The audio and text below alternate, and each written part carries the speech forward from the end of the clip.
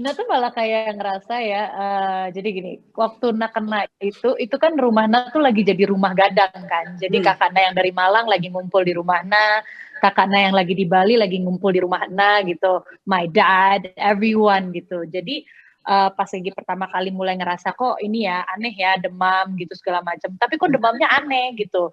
Jadi ada pusing, ada apa namanya tulang ngilu, terus ada nyeri kalau kulit dipegang gitu.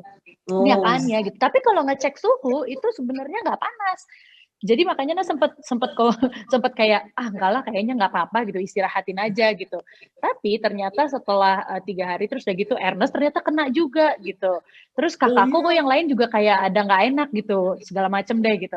Dah akhirnya Ernest tuh mau manggung sebenarnya kayaknya kalau nggak salah di Kompas apa gimana ya pokoknya intinya mau manggung dia nggak jadi gara-gara kita di rumah punya antigen kan terus Oh, karena oke. ngerasa nggak nyaman kayaknya ini ada yang aneh nih yaudah yuk kita cek dulu yuk gitu swab antigen sendiri gitu yang mandiri nah colokin nih Ernest bahkan ada kejadian komedi dulu gitu begitu nah colokin dia nah puter-puterin wacuh dia bersin kan wah kena ke semua badanku terus aku bercanda sama Ernest aku bilang suamiku ini kalau kamu positif aku udah definitely positif nih wah kita ketawa berdua kan terus ya gitu udah aku tetesin aku pas lagi ke apa namanya ke alat tesnya itu aku tetesin beng langsung keluar hitam garisnya kenceng banget aku langsung yang astagfirullahaladzim Serius? astagfirullahaladzim itu my friends have always said mereka pada bilang gini ini alat antigen di rumah nih bohong kali ya maksudnya kita baik-baik aja apa ini dibikinnya kayak kesan kita baik-baik aja kali ya terus dia langsung bilang gini guys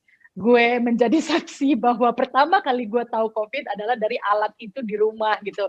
Karena nah selama ini selalu tes dan selalu yang alatnya kan merah di atas aja, Ya. merah di atas. Nah begitu nah lagi ngetes sendiri di rumah itu hitamnya kenceng banget, baru lama-lama merah gitu kan. Ya udah akhirnya nah pikir, wah ini beneran nih kayaknya positif dia bener.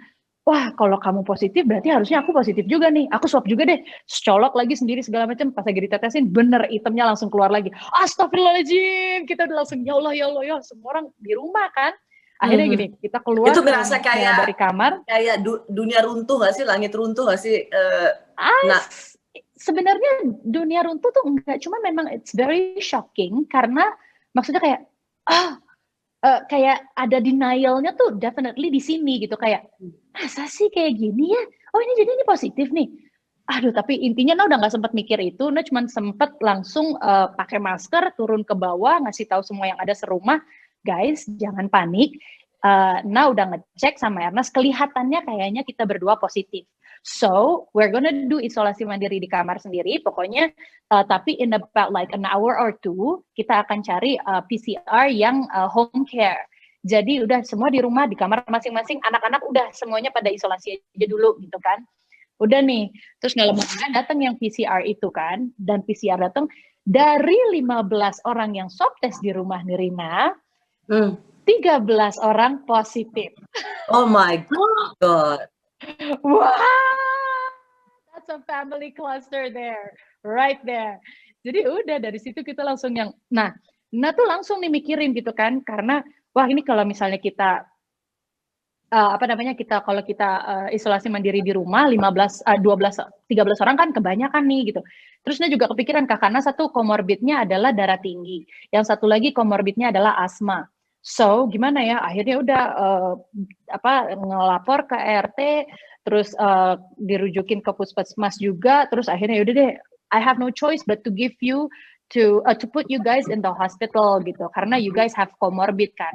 Terus akhirnya kakak-kakakku bilang gitu, wah gue kalau misalnya isolasi mandiri, maksudnya isolasi sesuai rujukan, gue nggak bisa sendiri. Ya udah deh sekeluarga ya gitu.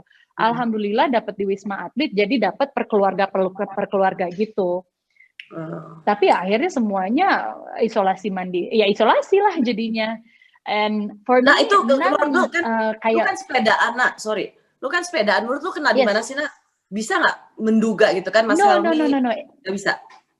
it's not from sepeda, tapi karena gini, Nah yakin itu bukan dari sepeda karena 2 minggu sebelumnya, Nah tuh justru lagi apa namanya, lagi memang berhenti bersepeda karena Nah kena overtrain.